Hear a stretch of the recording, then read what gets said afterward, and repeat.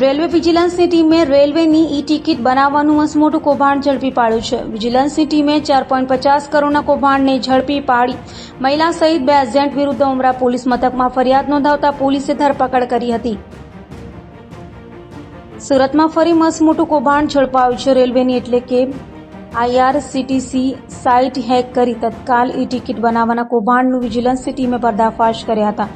Vigilance officer Sanjay શર્માએ ઉમરા police મથકમાં નોંધાવેલી ફરિયાદમાં જણાવ્યું હતું કે ઉમરા વિસ્તારમાં સિટી લાઇટ ખાતે એકતા ટ્રાવેલ્સ નામે ઓફિસ ધરાવતા એજન્ટ રાજેશ ગિરધારી મિત્તલ અને કૃપા દિનેશ પટેલે IRCTC સાઇટ હેક કરી તત્કાલ ઈ ટિકિટો બનાવવાનું કૌભાંડ કર્યું હતું અને આશરે 4.50 કરોડનું કૌભાંડ ઝડપાયું છે. હાલ તો મુંબઈની વિજિલન્સની ટીમના દરોડામાં કરોડોનું કૌભાંડ આચરનાર એજન્ટ રાજેશ મિત્તલ અને કૃપા દિનેશ પટેલ ઝડપાતા તેઓની ઉમરા પોલીસે ધરપકડ કરી કાયદેસરની કાર્યવાહી હાથ ધરી હતી.